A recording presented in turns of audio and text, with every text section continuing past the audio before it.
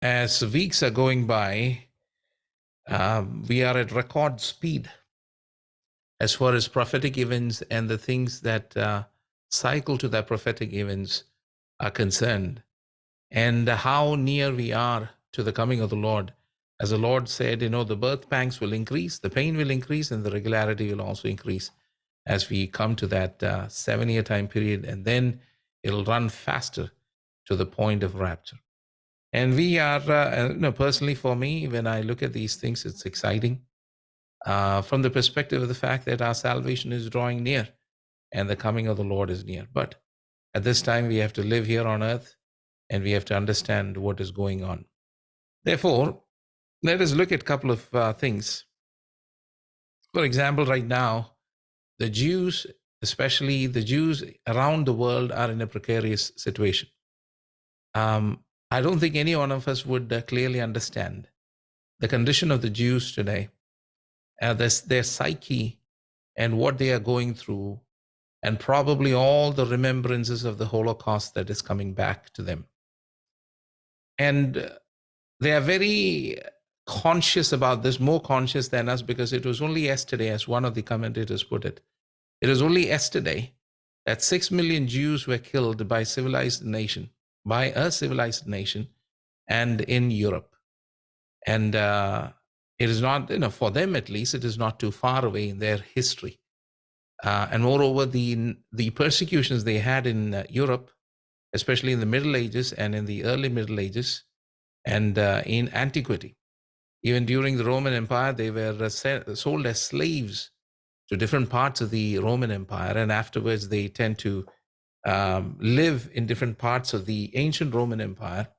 Later, the new civilization, the gathering of the nations after the First World War and the Second World War, and the system that we are in right now, enabled Jews to have a nation of their own. But constantly they are reminded of the 6 million Jews that was gassed or killed in Auschwitz and in other places. And if you think about what they are going through, and if you hear from some of them, they are in a terrible trouble. Their mind is in distress. They have no place to hold on to. They feel the rejection of the world. They have been depending on culture, society, education, erudite living, and trying to increase the standard of living in the world and all sorts of other things, with the intention that their lives would be safe. But in the places that they live, they, especially in Europe and in other places in the Middle East, they've been suffering persecution all throughout. But especially in Europe right now, since many from the Middle East have migrated to Europe, Jews especially are finding it very difficult to live there. Here is a news article relating to that, how the Holocaust, how the anti-Semitism in different parts of Europe has increased to a point where Jews cannot live there anywhere in that for that matter, especially in the western side of Europe. Eastern side of Europe, they have some hope. But this commentary would give you an idea as to what, especially the drastic situation that the Jews are going through.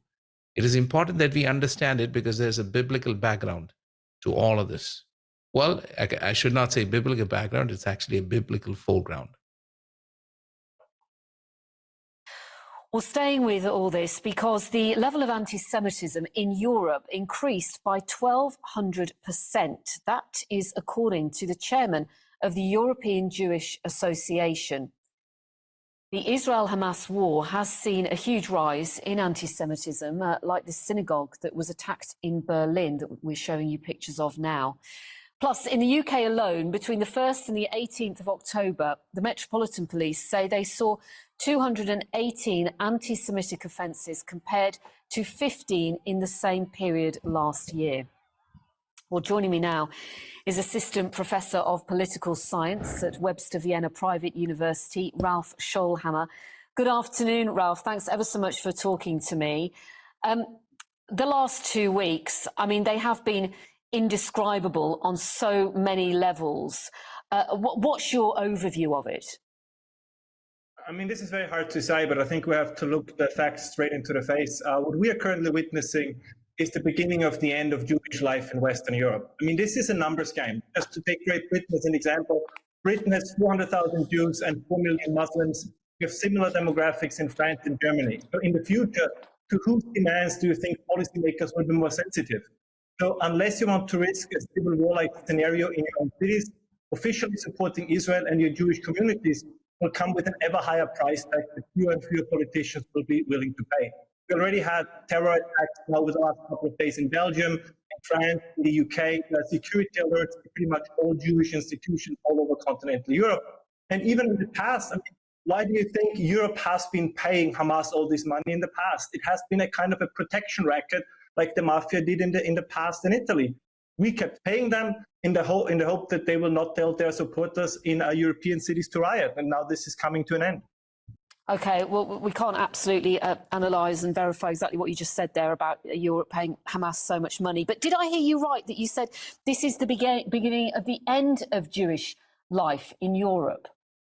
Did you say that? In Western Europe. In Western Europe. I mean, in Western Europe, absolutely. That's a quite staggering conclusion to draw now. Well, not really. I mean, we have polls, for example, out of France, where over 52% of Jews say that they want to leave the country. 70% say they don't think that Judaism has a future in France. And we have similar numbers out of other European countries. Jewish life in Europe has been under attack over the last couple of decades. As I said, I know this is a painful topic and we don't like to speak about it, but we need to talk about these facts. It is very difficult in Western Europe to be Jewish. There has not been a single mass rally in support of either what we usually call Western values or of the Jewish community. But they have massive rallies in support, some of them of Palestine, which I would argue is fine, but also in support of Hamas. We had chants in Germany, Jews, Jews, Jews into the gas. How do you want to live there in the future as part of the Jewish community if the number, the community that holds these views over the last couple of years has been growing? We have more anti-Semitism today than we had 10, 15, 20 years ago. As I said, a painful topic, but we have to look the facts straight into the eye. You're based in Vienna. What is it like there? Well, we had similar situations. I, in fact, live in the 2nd district, which is the last Jewish district in Vienna. And on October 7th, we had people driving through the district with Palestinian flags out of their cars. We had some demonstrations in public spaces in the Vienna city center that actually were not allowed, but they took place nonetheless. And the police couldn't do anything about it. And again, none of these demonstrations was pro-Israel. None of these demonstrations was for the Jewish community. None of these demonstrations were pro, quote unquote, Western values. So we kind of see where the energy of the future is. And this is, you must always imagine you're a Jew in Vienna and you see that people who openly hate you, who openly chant that they want to get rid of you. And basically the public, the police, the political institutions are entirely helpless facing this threat. You will consider leaving. And the question is, where can they go in the future? I mean, you might have seen the pictures we're seeing today of the pro-Palestinian protest taking place in London today. People have the right to protest, do they not? If they are pro-Palestine, it doesn't necessarily mean that they're anti-Jewish if they're pro-Palestine. They can be peaceful. Well, absolutely they can be peaceful, but I think we have been playing this game now for 23 years. If somebody goes out and participates in a demonstration where people have, little stickers that has the parachuter on it that dropped into the concert in Israel where people were slaughtered, if people rip down signs of missing children that have been abducted by Hamas, if you participate in such a demonstration, I think it's very difficult to say, well, I'm just here for peaceful reasons. I don't really have any problem with Jews and the Israelites. I just happen to be in the vicinity of those people. I think this is a little bit, we delude ourselves. We have polls, just to give you one number, right? In Saudi Arabia, only 7% of the population would allow the visit of an Israeli prime minister. So anti-Semitism in the Arab world, in the Muslim world, is something that exists. Again, right, I know everybody says, how can you say this? We cannot say this, but we have been playing this game now for a very, very long time to pretend as if this is not here. At some point, we have to accept. We say that normal Jewish life is possible. How? Look at France. Every single school, every Jewish school needs police protection. People are told in Germany, in Austria, don't wear the kippah, don't wear any kind of symbols that make you identifiable as a Jew. If you tell people that, you cannot tell me that this is part of normal life. You can, in some areas, in the urban areas of Western Europe, Eastern Europe is different. In the urban areas of Western Europe, it's becoming harder and harder to live a normal Jewish life. And we know where the threat is coming from. The German Interior Minister has now admitted that in the past, they counted every anti-Semitic incident that was not openly from the left as being from the right. Now they finally, after 30 years, they will start to differentiate between right-wing, neo-Nazi anti-Semitism and actual religiously ethnically motivated anti-Semitism. We have been putting this problem under Iraq, and now it is quote-unquote exploding into our face. Okay, Assistant Professor of Political Science at Webster University. Brethren, there is an unprecedented hatred of the Jews that is going on or that's happening around the world. It's unprecedented since Second World War, especially in Western Europe. And these are all an indication of what is going to happen. Because typically what the Islamists say is that they'll go after the Saturday people first and then the Sunday people. And it is true that the calamities to the Jews will start first and then the Christians. Because it is just the same way, salvation to the Jews first and then to the Gentiles. So also is judgment or calamities. It follows the same order. This is a rally in Stockholm, if I'm not wrong, in support of the Palestinians. See, understand one thing, in Western Europe, Jewish life is going to be impossible. Their homes, Jewish homes, are marked with, they are actually marked with symbols of the David Star to indicate that these are Jewish homes so that people can go in, or it is a method to scare them, scare the Jews living inside that house or in those places. Jewish cemeteries are burned. Jewish institutions are under attack. Effectively, these Jews will go back. Let's see this video. This is in Stockholm, in Sweden, in support of the Palestinians.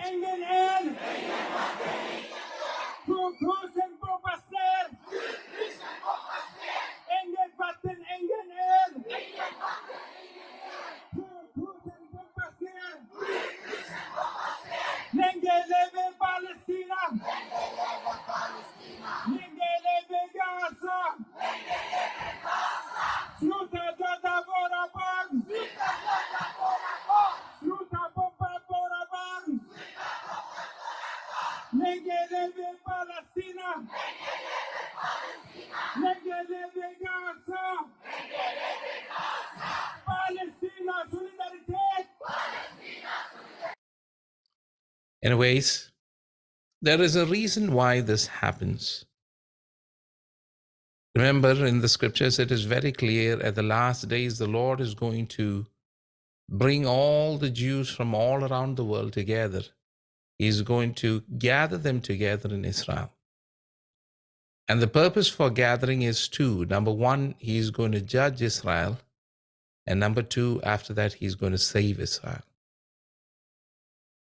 When he judges, and it's clearly written in Zechariah chapter 13, when he judges, he is going to destroy 2/3 of the Jews, or they will be killed because they were not found worthy. By the way, they will be killed by the enemy. They will be killed by the Antichrist. But before that, they need to be brought to Israel. The sorrows, the days of Jacob's sorrow will bring about great sadness in Israel. About 2/3 of the Jews, I'm reading from Zechariah chapter 13, verse 9, and I'll bring the third part through fire.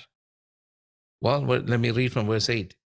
Zechariah chapter 13, verse 8. It will come about in all the land, declares the Lord, that 2 parts in it will be cut off and perish. That is in Israel, 2 parts. But the third will be left in it. And I will bring the third part through fire, refine them as silver is refined, and test them as gold is tested. They will call on my name, and I will answer them. I will say, they are my people, and they will say, the Lord is my God. For this to happen, all the Jews around the world would have to be brought to Israel. Now, when we look at this, of course, it's difficult for me to see all these things as difficult because we have a kindred spirit to the Jews, for the Jews, because salvation came from the Jews. The oracles of the Lord belong to the Jews.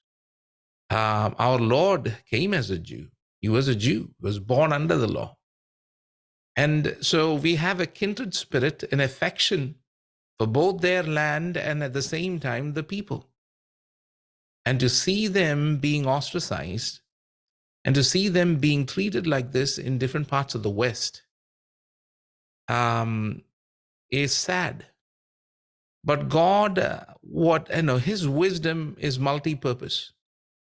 On one side, he will judge the Gentiles because of what the Gentiles are doing to the Jews. He will judge the West very clearly. He will judge them. Number two, on the other hand, he will bring the Jews from different parts of the world because now they cannot live. Every Jew right now is thinking deep. They are thinking, they are actually in distress. There is great trepidation within them. The spirits are disturbed and they are seriously considering of going or returning to Israel. Many, I'm not saying every single one, but many, I should say majority. And so many will return back. Those stubborn folks who still kept on living in Western European cities and Western countries, because of the life that they have achieved here, they will be forced, they will be pried out because of all these things that are happening. They will be pried out of their nest and they will be gathered in Israel. And then the Lord is going to go take them through a time of testing. Now, some of the things that happened in Israel, if you look at this, see, Israeli volunteer testifies Hamas baked the baby to death. Why? After killing the father and mother, they told us afterwards, after we left the room and they had worked on the body to identify it after the terrorists murdered the parents in a very gruesome way at home. Then they took the baby and literally put him into the kitchen oven. While the baby was still alive, they put him into the oven and they cooked the baby alive, he claims. The body was burned, and unfortunately, as far as I could see, the body became swollen as a result of heating element of the oven became attached to the body itself. IDF previously has released details of the babies found beheaded. They beheaded several babies also. These are gruesome acts that melt the very psyche and humanity of people. And especially to the Jews to suffer this again, because they've been gassed. Millions of them have been gassed in Europe, in Germany, in other places. And for them, this is unexplainable. On one side, they depended on the strength of human courage and the community and human excellence. Majority of the Jews in Israel, they are secular Jews, and they are not believers in God. They don't believe in anything. They're secular people. As I've said several times, going to Tel Aviv, for me, spiritually, it is not a pleasant thing. I get very uncomfortable in Tel Aviv. 2 times I've been there because of the lifestyle and the way in which they live. It is a heathen and it's a corrupt and a heathen lifestyle there when we look at the matter spiritually. But still, to be dealt with in this way is saddening for me personally. But this is how things happen. This is how societies will have to pay for the kind of culture that they adopt. Eventually, there's a payday someday. And that someday has come for Israel, at least on October 8th, to a very certain extent. Now, there's another thing brewing, and that is the Ezekiel 38 war. If you look at the map, Israel is a speck there. I hope you can identify Israel there. It is above Saudi Arabia towards the, on the right side of the Mediterranean Sea. You should see Israel. Ezekiel 38 says that there will be 6 nations that will gather against Israel. And the first nation that is being said is basically the collection or a group of countries. Azerbaijan, it's basically the Stan nations south of Russia. And then Russia itself, Turkey, that is Turkey, and then Libya and Sudan, Iran, Persia, and then Sudan. These 6 groups of nations will gather together. By the way, they have access to the borders. No, Russia is already at the borders of Israel. We already know that. And the Russian foreign minister, yesterday he said, or day before yesterday, he said that, Russia warns Israel about attacking in Syria because the Iranians are establishing a base or trying to bring in large amounts of arms and ammunition and bombs and missiles into Syria so that they can easily attack Israel. But till now, Russia has been on the side of Israel till till last year. But because Israel sided with Ukraine, which was the great failure of Israel, but Israel had no option. Till then, Russia was helping Israel. And many people were asking, how is this equation going to change? Because Putin and Netanyahu were best friends. And they were thinking, how is this equation going to change? And that is when Netanyahu was dislodged from the prime ministership. And the new incoming prime minister supported Ukraine. People said if Netanyahu was still the prime minister at that time, he would have diplomatically found a way to not to anger Putin. But those days are over now. Putin and Russia is now against Israel. They have made several statements. They have warned Israel not to go into Syria and attack Syrian positions or Iranian positions, which they had free reign before. So Israel now has these enemies in their regions. And Turkey, I saw a video yesterday or day before yesterday, Erdogan basically directly challenging Israel, saying that Zionists, these people are, really bad bunch of people, and they have to pay a price. And Erdogan was directly threatening Israel. And Libya right now is under the control of both Turkey and Russia. Persia, Iran, we already know Iran is the arch enemy of Israel. And Iran, Turkey, and Russia, these 3 major powers. Turkey is one of the largest army in the world, one of the largest army and very tenacious fighters. They are considered to be very powerful and very tenacious. They have about 700 or 800,000, active soldiers right now in the military, and they can easily field about 1.5 million soldiers from the reserves. Israel can hardly do 200 or 300 or 400,000.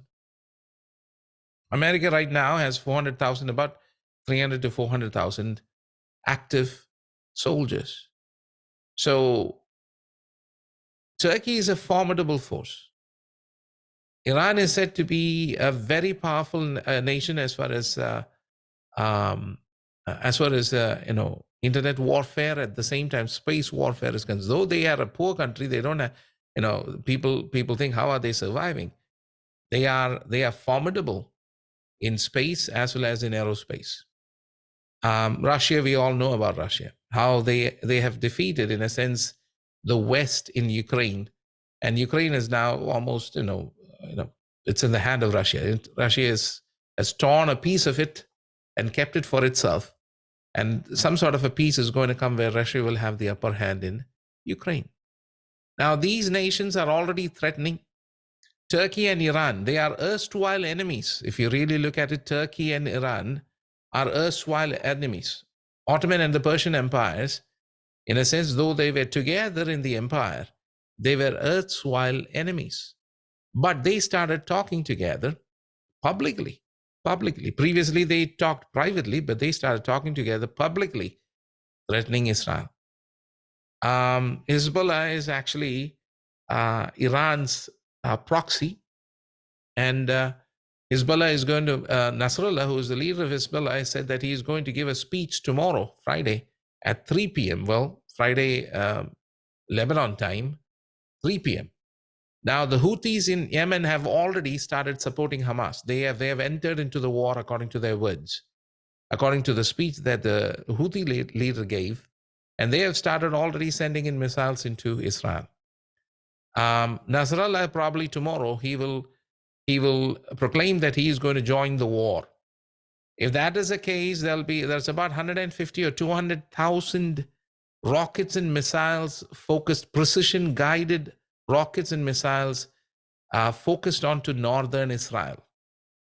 And it'll be a barrage of missiles that'll be coming into northern Israel.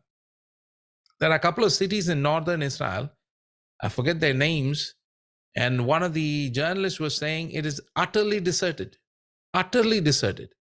All the Jews in those cities have left to the south, and it is utterly deserted. Nobody is living there. I think it's Kiryat Shimona, if I'm not wrong, and other cities, probably I may be wrong in the name of that city, but the northern cities, because they are expecting Hezbollah to attack from the north.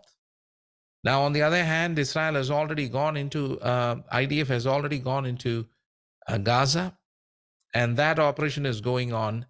And I have not seen, and I've not been following closely those areas of things, but I've heard that there have been babies that has been killed, and civilians that have been killed. About 2,000 to 3,000 civilians that has been killed in the operation.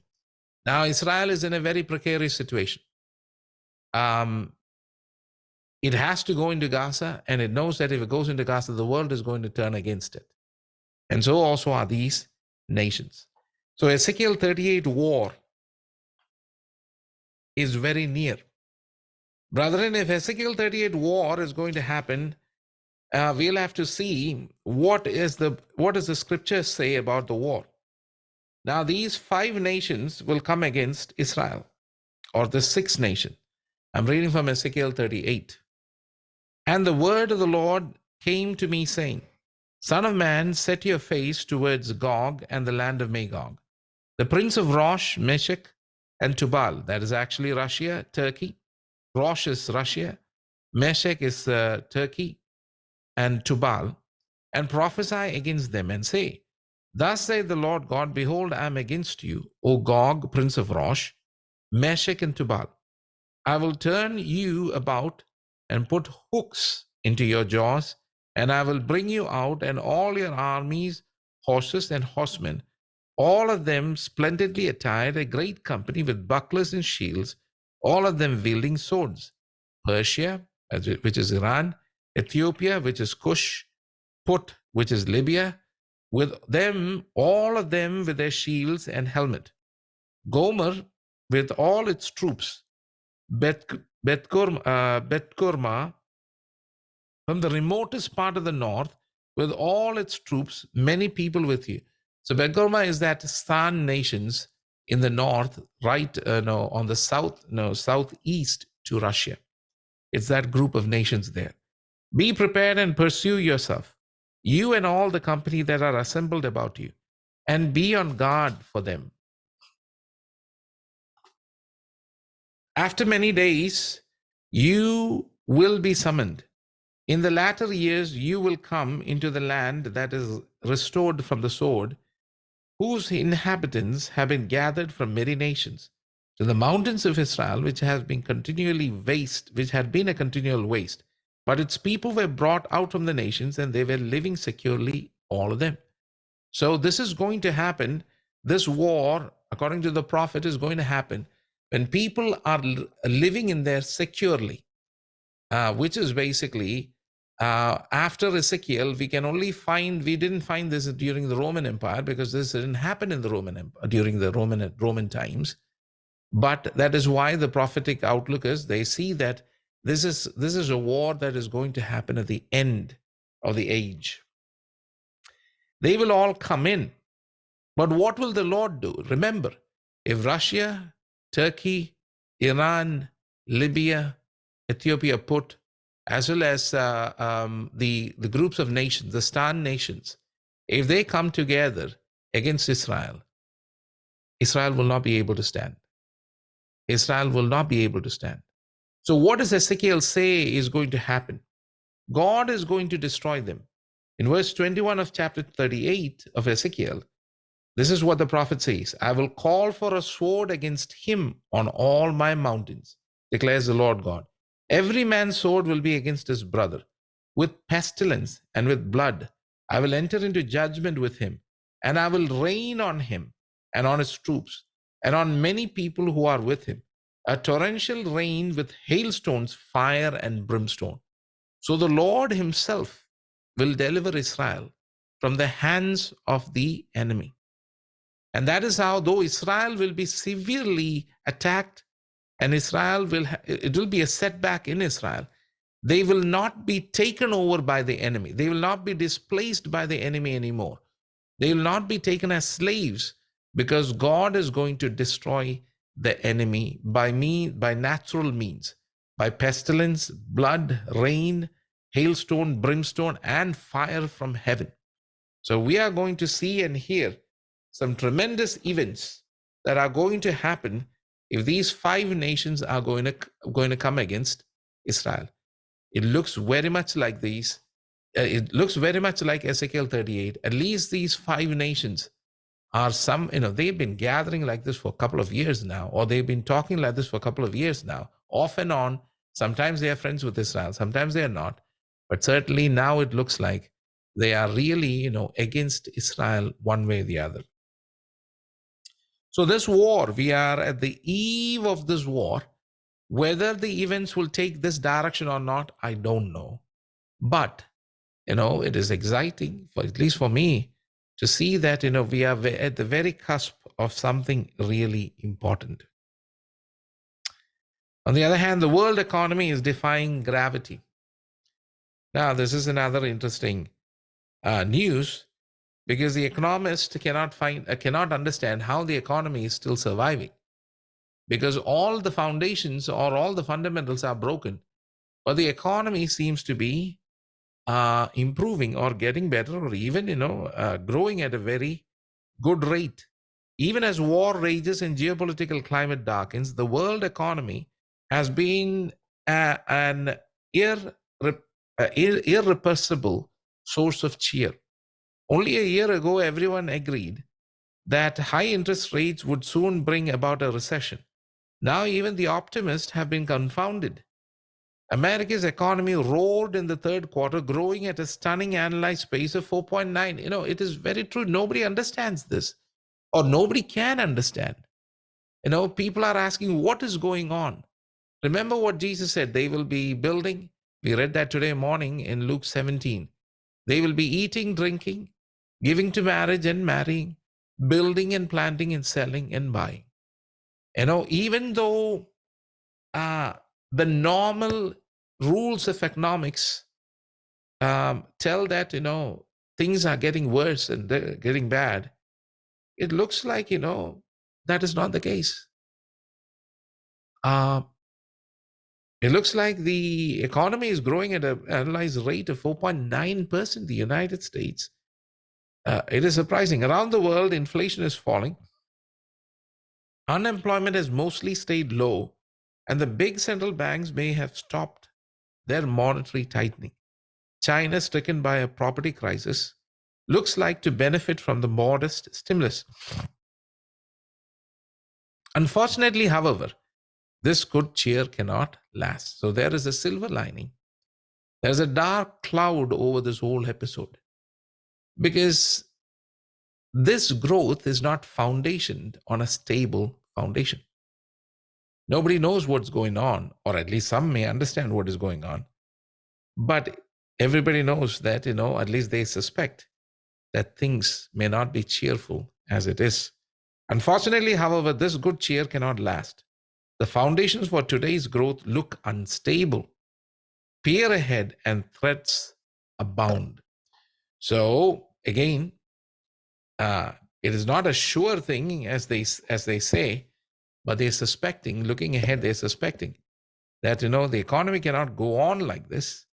But we know from the scriptures that before the day of the Son of Man, these will be the conditions, or these are the conditions.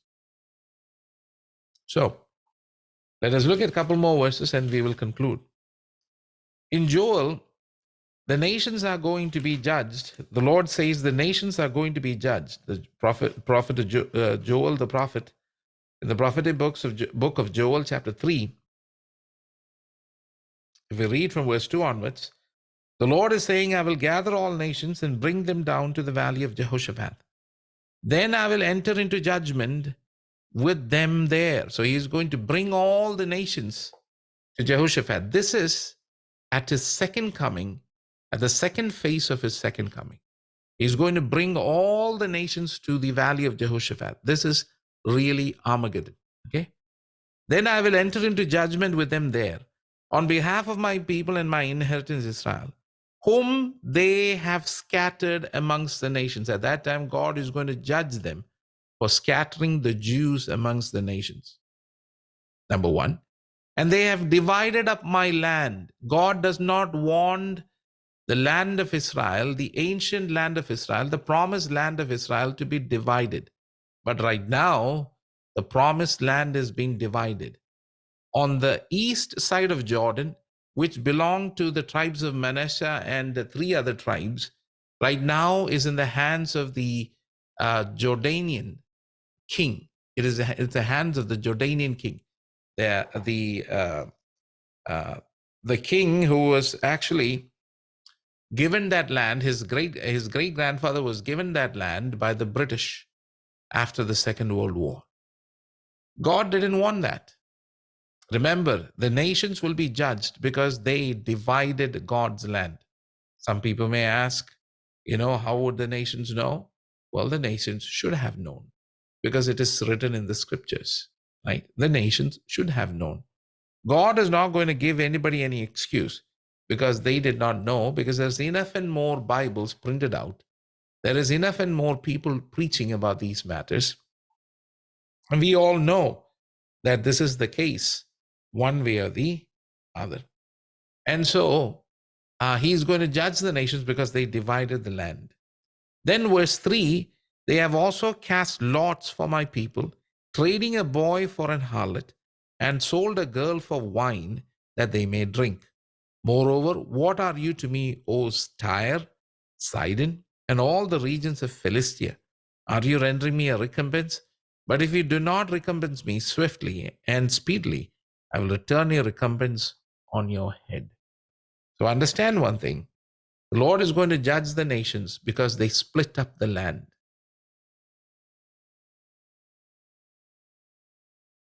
Trump administration proposed the Abrahamic Accord. And the next week, if I'm not wrong, one or two of the countries actually signed it. And the week after, the next week, was the start of COVID in the United States. The start of COVID in the United States. Bush told Ariel Sharon to vacate all the settlements. Bush Jr. told Ariel Sharon, the Prime Minister of Israel in those days, to vacate all the settlements in and near Gaza. Not Gaza, West Bank, if I'm not wrong. The next week, Katrina hit in New Orleans. Then, there is a Jewish evangelist who basically compared these things, and he wrote this in a book. And it is these events, these calamities in the United States happened next to the events that U.S. forced Israel to do things. In the days of Obama, there was something that he did which forced the Jews to, basically the Jewish nation, to do something, and that is when there was a big oil leak, in the Gulf of Mexico. God still have concern over Israel. And he doesn't want that land to be split. If you look in Another prophetic book, which is basically Zechariah, if you come back to Zechariah again, you will see there in Zechariah chapter 12, in verse 2, behold, I'm going to make Jerusalem a cup that causes reeling to all the people around. And when the siege is against Jerusalem, it will be also against Judah. Jerusalem is going to be a cup of reeling, which is, it is a cup that causes people to go insane. The issue of Jerusalem. Nations to just go berserk. If they take this boulder called Jerusalem, if they take this rock called Jerusalem and try to displace it or try to do something with it, they'll be hurt by that rock. That is what the prophet says. So what we are seeing right now, to sum everything up, God, through these events that are happening, because of the fear that is engendered in the hearts of the Jews. By the way, if you look at it scripturally, this fear should be there in the Jews because they rejected the Lord. Right? I'm not saying it is justified. Hamas is justified. I'm not saying that because these kind of gruesome events shouldn't be happening. Nobody can justify it under any circumstances. But when we look at things, we understand that, the Jewish people in different parts of the world now are thinking of going to Israel.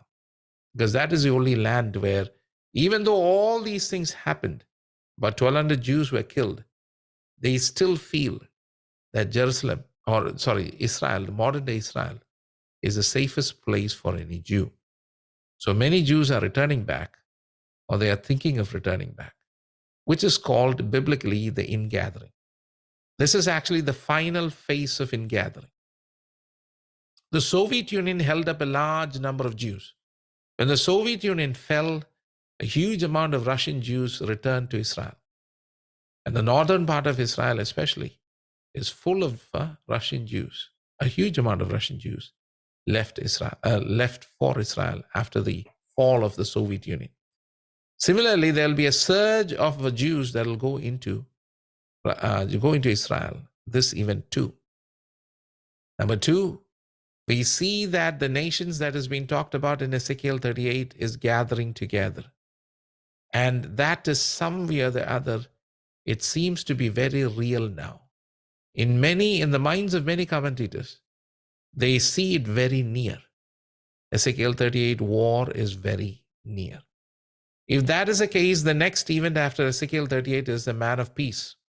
A man will rise up who will bring peace between the world and Israel.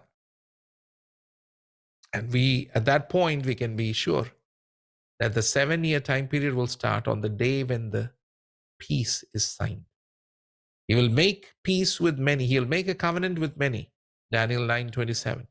He will make a covenant with many in Israel for 1 week. That covenant is basically said to be the peace covenant. Some sort of an agreement, whether it's for peace or not, it will be some sort of an agreement, just like the Abrahamic agreement, but it will be an agreement between the world and Israel. Or it will be an agreement for Israel. Because again, Israel has gone through a cataclysmic event, an event of great dread, because 5 or 6 nations, which is the Ezekiel nations, have gathered and have gone against Israel again and trying to destroy the Jews. This man who will rise up will bring a form of a peace again with Israel. And that man will be the Antichrist. We, the believers, will know it because those who have light will lead many into righteousness. So hopefully, it is time for us to make our Christian life purposeful. We don't have too much time. I don't know how much time we have, but to sharpen ourselves, to gird our loins, and to be prepared for our coming, prepare for the coming of the Lord. Because once the 7 years starts, times are going to get terribly, it's going to get out of hand pretty soon. And then the righteous shall live by faith and faith alone. May the Lord bless us with these words. Any questions?